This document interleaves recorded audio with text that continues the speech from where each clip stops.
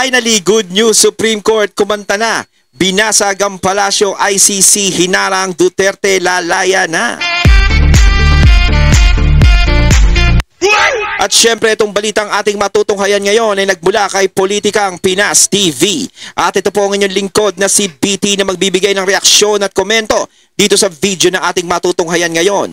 At huwag na natin pagtagalin at sabay-sabay na nating panoorin ang laman ng video na hatid sa atin ni Politikang Pinas TV at bibigyan natin ng reaksyon ang balitang ito. Pasok! Ito ba yung tinutukoy na Supreme Court? Meron ho ba itong direkta o indirect na masasabi nating implication o decision na ginawa ng gobyerno natin? Ayon, syempre bago natin simulan ng video ito, nais ko nga pala magbigay ng credits dito sa video at boses na matutunghayan natin ngayon at bibigyan ng reaksyon na nagmula syempre kay Banat Bay. Syempre huwag niyong kalimutang suportahan ang channel ni Banat Bay, mga katunay, pakibisita po yan at huwag niyong kalimutang mag-subscribe at mag-follow para maging updated po tayo sa mga vlogs, reactions at sa mga balita na hinahatid sa atin ni Banat Bay. At syempre huwag niyong kalimutang suportahan ang Banatero. Syempre isa din ang idol natin dyan na si Banat Bay, mga katunay. Ipagpatuloy natin. Pakinggan natin ito kasi naglabas po ang Supreme Court ng parang hindi ko alam kung anong tawag doon, pero ang tawag para bagang paalala na pagdating o rules na pagdating sa extradition, ito dapat. Okay? So hindi ko alam kung ginawa nila ito dahil sa mga nag-inquire sa kanila about the extradition na ginawa o extradition na ginawa ng gobyernong ito. Kaya nga pakinggan natin, tingnan natin ha. Wait lang, chotomate. Ayan. Ito. Ang ganda ito eh. Ano mapangyayari ngayon? Ano talaga, no? Medyo kasubay-subay. Sabi nga nila, medyo hindi pang isang araw na balita lang. Hindi lang, no? Unahin na natin dyan yung inilabas ng Supreme Court. Inilabas ng Supreme Court. Oo. Tungkol saan ito? Ito ay tungkol sa mga patakaran na dapat sundin kung merong isang Pilipino na dapat dalhin sa ibang bansa at doon litisin sa isang kaso. Abay, napapanahon nga yan. So masasabi ba natin na ito ay, masasabi natin may kaugnayan din sa nangyari sa dating Pangulong Rodrigo Duterte? No, son? Bagamat technically, hindi nila man pwedeng tawaging extradition yun. Ha? Oo. Pero kung papaano ginagawa ang isang extradition ng isang Pilipinong may kaso sa ibang bansa at dadalhin natin doon, masasabi nating dapat na sundin ang patakaran ito. Dapat kasi wala namang ibang patakaran tungkol doon sa ICC. Paano mo dadalhin doon? Yes, tama. At kung sa bagay, yan naman dinilakay na rin natin noon dyan na ito pong pagpapadala ng isang Pilipino sa ICC, alam ba ang kanyang katayuan sa buhay, ang kanyang pwesto sa lipunan? Okay? Dapat talaga dumaan sa korte ng Pilipinas. Hindi po pwedeng direkta. Yan yung ating piniliwanag noon eh. Okay. Tama naman talaga. Yung ginawa kay PRRD talaga is parang bastusan dito sa korte sa atin. Kasi meron tayong hustisya dito, may korte sa atin dito. Yung mga ginagamitan lang naman ng ICC, yung mga lugar na walang gobyerno sa kanila, yung mga walang korte-korte na ganyan. Pero dito, kung si PRRD ay meron talagang kasalanan, meron talaga siyang kaso, dito dapat litisin yan. Kasi unang-una, Pilipino yan eh. Wala nang jurisdiction sa atin ng ICC dito. Wala na silang pakialam dito. Wala na silang karapatang manghimasok dito. Kaya kung si PRRD ay kung meron mga ganyang klaseng kaso o inaakusa sa kanya, dito dapat siya nililitis sa Pilipinas. Kaya nga ako lagi ko sinasabi, alam ko kung bakit si PRRD ay dinala sa ibang bansa para sa opinion ko lang. Dahil hindi nila kaya dito si PRRD kapag dito sa Pilipinas, yan nilitis. Alam nila sa sarili nila na maaaring si PRRD ay maabsuelto. Dahil kahit naman tayong lahat, alam naman natin na tama lang yung ginawa ni PRRD. Wala naman siyang pagkakamaling ginawa eh. Diba?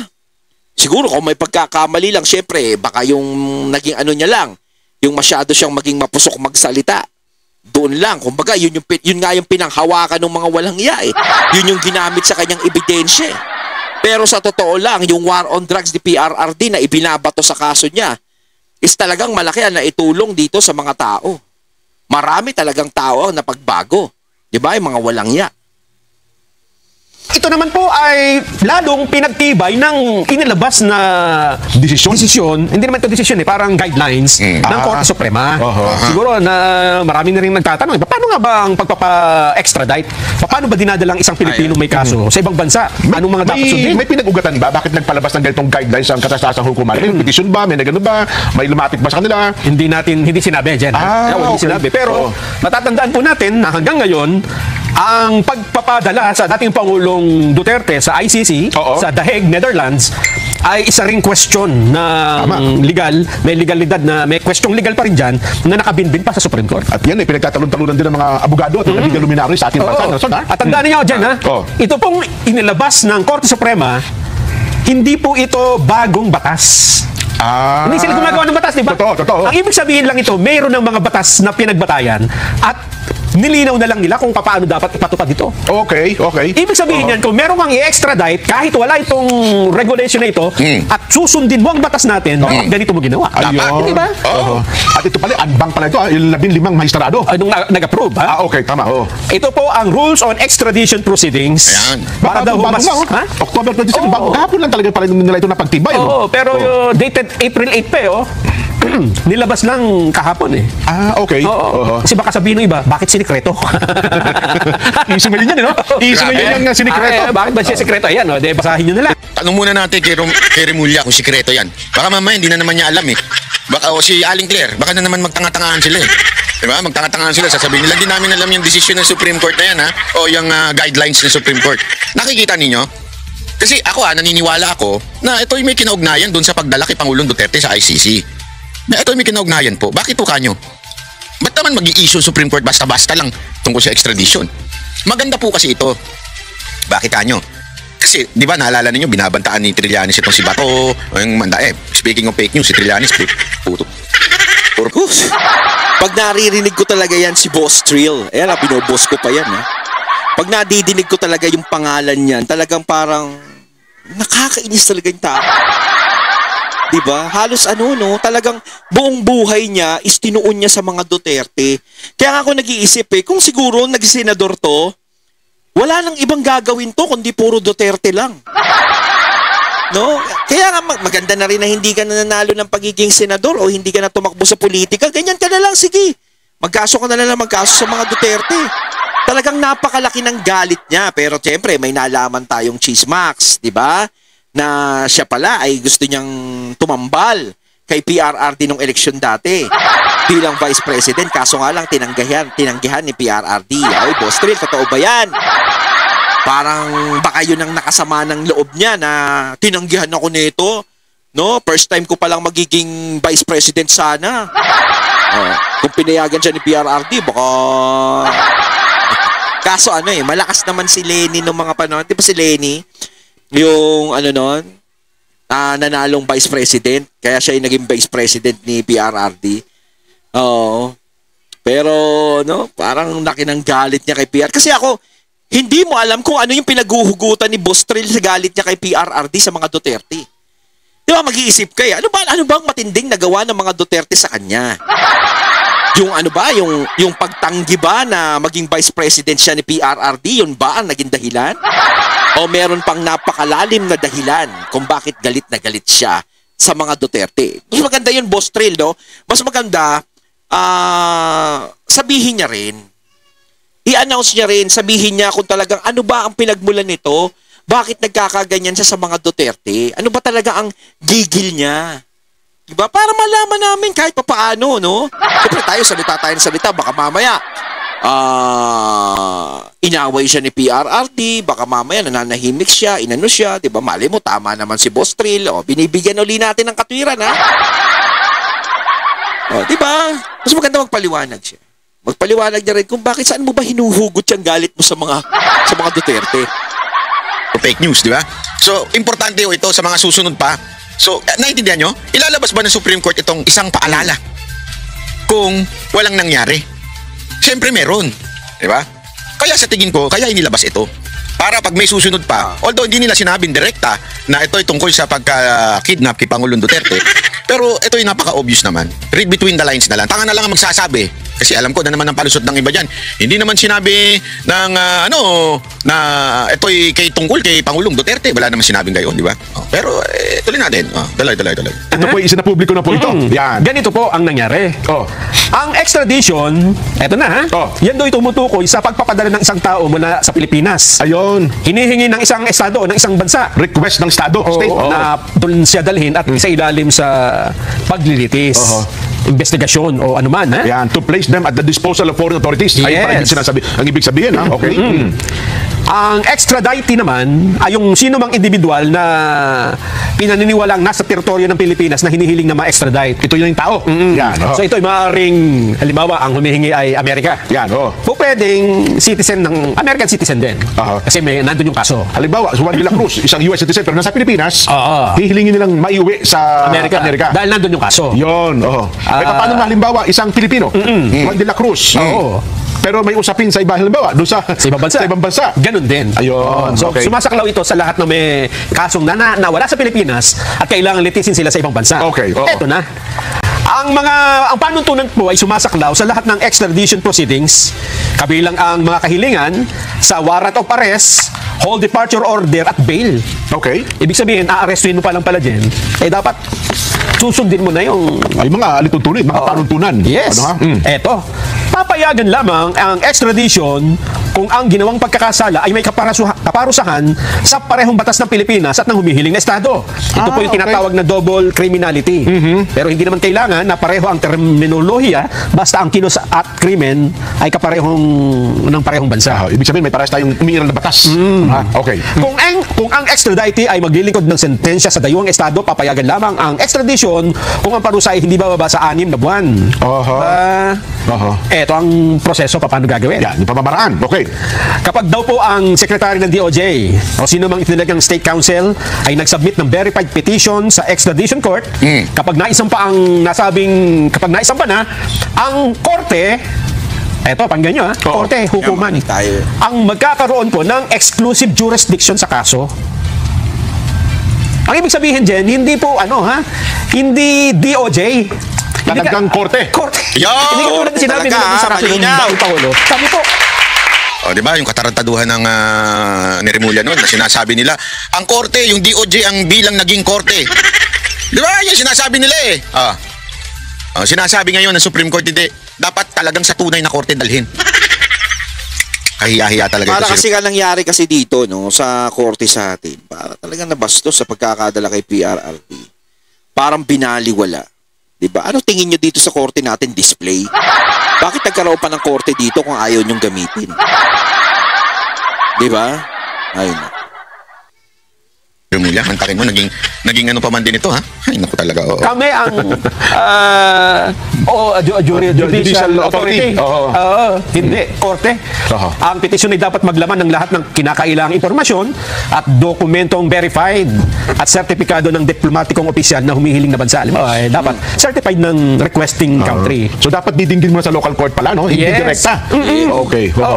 Kahit na yan ay hinihiling ng Interpol. Totoo. Ng mga bansang kung ano na paman. Ang proseso niyan ay ang warrant dapat sa lower court magmumula. Yung pag-aresto, yung kautusan ng pag-aresto. Okay. Ayan, eto pa. Halimbawa, meron kang kaso. Kautusan ng pag-aresto Nanggaling sa cellphone Ipapa-extradite ka. Kasi Jen, may kaso ka sa Amerika Doon ka didinggin. Aarestuhin ka namin. Teka muna. Pwede kang mag-file ng appeal. Maaaring kang maghain ng appeal sa Court of Appeals na magpapasya sa loob ng 90 araw. Within 90 days. Hindi ka agad-agad na may didinggin ka sa local court. Sa Court of Appeals. So, ang ibig sabihin dito, talagang maraming prosesong dapat mangyari, hindi ganun kabilis. Ito, nalilinawan na tayo sa mga kalokohang nagawa ng mga ewan. Yes. Ng bansang kinaroroonan mo. Dito sa Pilipinas, kasi rules dito yan Hindi lang yung pwede ka nga magpiyansa Ay, sus. Kung halimbawa, nasa ibang bansa naman, tayo naman ang humihiling. Halimbawa, Uncle Sam ng Amerika, may kasong kinakaharap sa Pilipinas, dapat sa Amerika, didinggin din muna nila yun. Di ba? Dapat ganun. Hindi mo basta-basta makukuha. Siyempre, di ba? Hindi naman papayag dito na dinggin ka agad yun kung dito may kasalanan. Tapos, di ba? Dito siya may kasalanan. Tapos, may kasalanan siya dito. Ay doon, tapos dito sa naabutan, dito siya aanuhin, dapat doon. Ewan ko ba? Hindi, di ba si Tatay Digong? Yung pala, di ba, dito siya sinasabihang may kasalanan. Eh di dapat dito siya. Hindi banyaga yung umaano sa kanya. Di ba? Bakit si Tatay Digong ba? Doon ba nagkasalang war on drugs sa Netherlands? Doon ba sa ibang bansa? Hindi naman, Mariosep. Eh yung sinasabi nga ng mga naging biktima daw ng war on drugs is libo-libo, Mariosep naman. Ako'y hindi naniniwala talaga. Di ba? Sa Pilipinas yan. Hindi basta-basta makukuha. Oo. Kasi ganoon naman talaga papatakaran sa lahat ng kumbaga bansa. dito talaga muna. Yan malinaw Malinaw pa sa tubig tubig na wasa, tubig ng ano ba yan? Aqualife. Na sumusunod sila sa patakaran ng local court. Yan. So ibig sabihin hindi sila sumunod dito. Kaya talaga lumalabas na parang kidnapping. Kaya sinasabi nung iba, kinidnap si PRRD kasi hindi talaga sila sumunod sa proseso dito. Ano ang ibig sabihin nito? Ibig sabihin nito, mali po talaga yung ginawa sa pag-aresto nung nakaraan. Yun. Sa basta na lang dinala. Ayun. Na hindi dinaan sa kahit na aling korte, hindi ba? Kasi judicial authority. Ayun nga. Di ba? Oo. Na umaakto dun eh. Dalawa ang magiging implication nito. Sabihin ng iba, hindi mali talaga yung ginawa ninyo noon. Oo. Ang pangalawa, sasabihin nila, ay hindi mali. Kasi wala pa naman rules noon. Kumbaga, buti na academic na yan. Kalalabas lang yan. Ngayon lang yan. Kaya lang, sabi nga natin, ito ay guidelines lang. Oo. Pero kung ang sinunod nyo ay batas talaga ng Pilipinas noong nangyari yan, Oo. ganito rin dapat ang susundin nyo, di ba? Kasi wala namang bagong batas na ginawa. Wala namang bagong batas. Wala naman tayo magagawa dyan eh. Di ba? Kaya nga daw merong you can bend the law. Ayun. Di ba? Yan yung gusto nila, bend the law. Kumbaga yung panahon ni PRRD nung dinala siya sa The Hague, they bend the law. Diba? Ay, nako. Binigyan pa nila ng katwiran yung bendalo na. Linaw lang kung paano mo susundin. Yan, Yes. Wala namang iniakdang bagong batas ang Kamara o ang Kongreso eh. Oo. Na ipinaliwanag ng Supreme Court. Wala, kundi ito. Kapag meron ka palang suspect na gustong bugbugin, no? Halimbawa, gigil ka dun sa isang suspect. 'Di ba? Hindi mo pwedeng galawin yan. Kasi meron tayong batas, makukulong ka dyan. Nasabihin mo, hindi. Gagalawin ko yan. Because we can bend the law. Parang gano'n, no? We can bend the law kahit pa paano. Di gano'n na lang balagi kapag may mga suspect na gustong saktan. Diba? Kuwari, gigil ka sa isang suspect. We can bend the law. Kahit pa paano. Diba? Lang yung katwiran niya, no? Si Senator Erwin kasi nagsimula niyan eh. Yung bendalo na yan, tapos pinaburan pa ni Remulla. Mga batas na ito, umiiral na, naglabas na lamang ng guidelines sa kataas-taasang hukuman. Yan. Kaya ang implication nito, Jen, ay doon sa mga susunod. Halimbawa, di ba, may warrant of arrest daw si Senador Bato de la Rosa. Yan, nga pala. May warrant of arrest yung kung sino pa. Oo. Ang arrest ay papunta sa ibang bansa, di ba? Yes, oo. Pwede nila sabihin, ito ang Si Ginong di ba? Si Ginong Apollo Kibuloy, di ba? May inaharap din kaso. Ganito. So ayan ha, malinaw kay Pastor Kibuloy ha. Kay Pastor Kibuloy, malinaw po, dapat ganyan. Ha? Dapat to ganyan na maging sitwasyon, hindi pwedeng basta-basta ipadala doon. Wag ganun ha, mga tarantado kayo. Okay? Mga extradition. Pati yung sa ICC. Kasi wala namang, bagamat hindi sinasabi rito, nakasama rito yung kaso. Yun kasi yung proseso ng Kasi ang desisyon ng Korte Suprema, hindi naman tinutukoy doon sa isang personal na tao, isang particular na tao, kundi ito sa kabuuan ng proseso to. Proseso eh. Ayun. So at least nalinaw nila yan. Malinaw na. Ang hindi natin naman alam malinaw yan. Ang hindi natin alam kung ano magiging desisyon nila. Kasi nakita na nila, di ba? Nilinaw na eh. Anong desisyon nila dun sa pag-question sa pagdala ng dating Pangulo, Pangulong Duterte sa ICC? Ako sa tingin ko baka hindi na magpasa ang kataas-taas sa hukuman dyan. Kaya anong gagawin nila doon? Buti academic? Kasi sabi nila, hindi na kami makapagpapasa dyan kasi nandun na ang Pangulong Duterte sa iba yung dagat. Pwede mo naman sabihin na hindi po for academic discussion. Para hindi, halimbawa, meron pang ibang mga aarestuhin sa hinaharap. Siguro mangyayari. Para sa ICC, dapat merong desisyon na babatayan. Kasi kung sasabihin nila mali yung ginawa na yun, iba obliga tayong pauwi ng dati. Di ba? Hindi naman papayag ang ICC. Hindi naman. Kasi may mga petisyon na nga rin sa Rome Statute. Di ba? Pero dito pa lang dyan, makikita mo na, ha? Kasi Sablay. i-interpret lang naman ng Supreme Court ang mga batas, di ba? Tama. So Tama, kahit tama. wala nito, kung i-interpret nila ang pagpapadala sa dating Pangulo sa dahig, Maling-mali. gamit ang mga batas na ginamit rin dito, eh sasabihin nga nila, mali yung ginawa. Well, Di ba? Nabas na lang din nila doon. well, malinaw na malinaw. Malinaw na malinaw. Ayon, natating natong hayan ng video na nagmula kay Politikang Pinas TV at syempre natong hayan din natin ang boses at video na yun na binigyan natin ng reaksyon na nagmula syempre kay Banat Bay at syempre yung saganang mamamayan. Ayan na pinaliwanag na nila maigi na talagang mali ang pagkakadala kay PRRD sa Dahig. Kayo mga katunay, anong masasabi nyo tungkol dito? Comment lang po kayo sa comment box. So once again, I'm BT and I'm out. Peace.